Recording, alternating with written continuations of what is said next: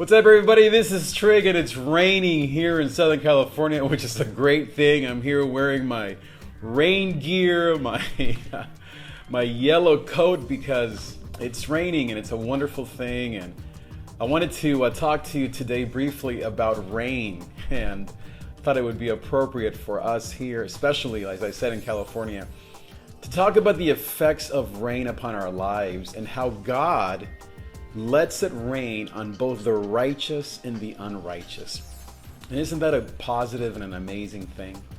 You know, rain has a really funny effect on most people. Some hate it, some love it. Some think, oh, it's going to be a horrible day, traffic.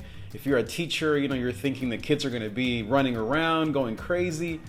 If you're someone who maybe lives in an arid part of the world, like we do here, you're thankful.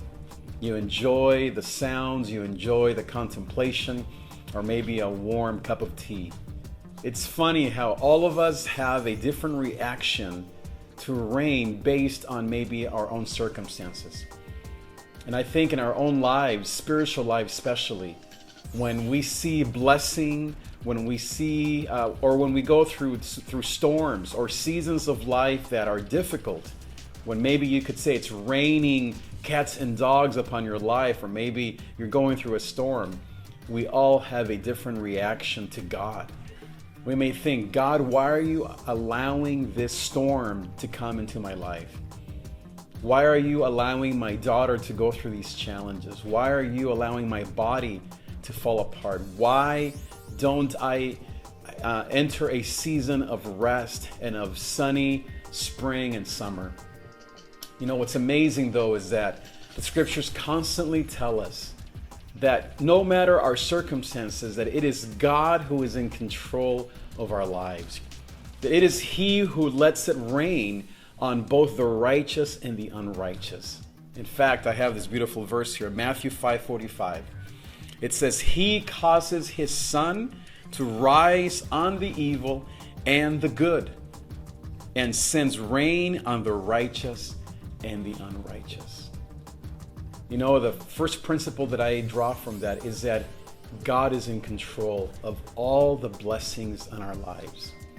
All the good things that happen in life, even the difficult things, God is the one behind it all. I'm not saying that God sends bad things, but my point is that even in the trials, even in those moments when we feel far from God, or we feel like our jobs are not what they should be, God is working behind the scenes. Can any of us control the rain? Can any of us say to a cloud, hey, can you move so I can drive through this freeway without any traffic or any rain? Can any of us on the opposite end say, can you please come now and start raining on these crops? Or can you start raining here in this desert area so that, I can see life happen once again? No. It's all up to God.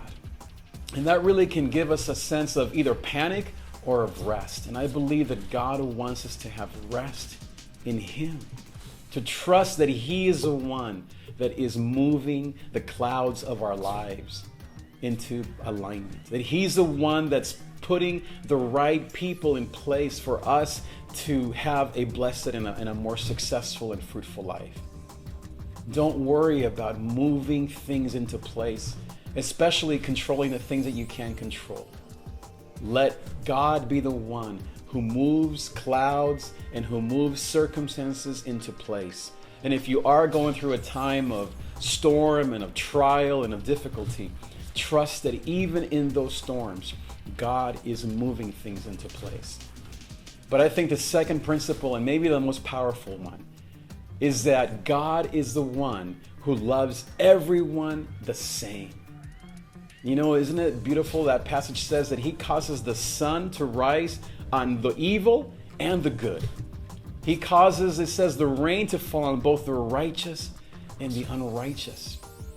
And I think that so many times we think the reason why my life is not fruitful is because I'm evil.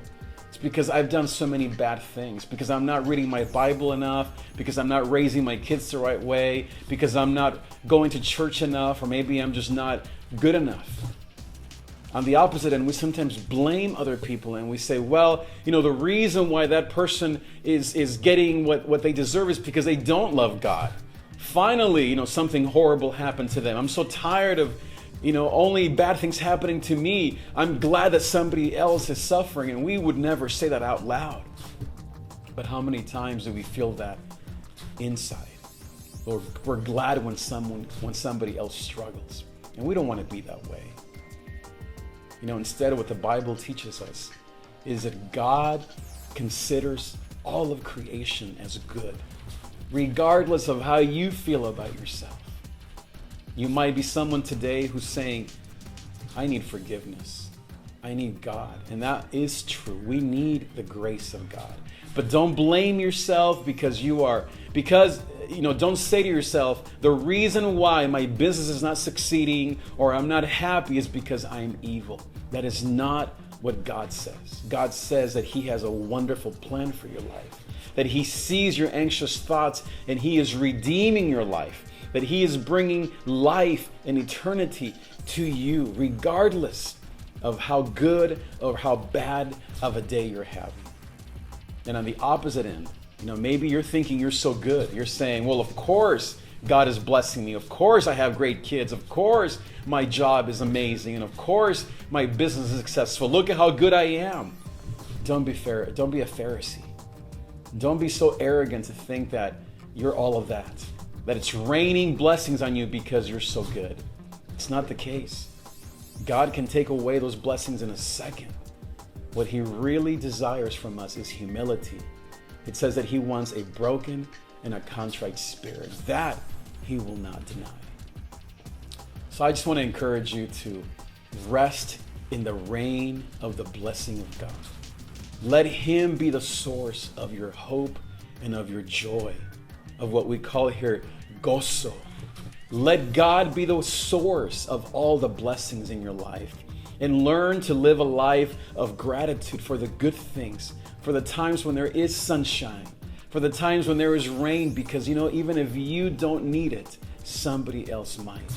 And most of all, learn to forgive yourself and to forgive those in your life who maybe are even hurting you, or maybe those who are even evildoers. Learn to live in the rest of God. And those times when you struggle with that, I want you to do one thing. I want you to go outside, maybe even today, and put a funny raincoat on and just let the rain fall on your hands.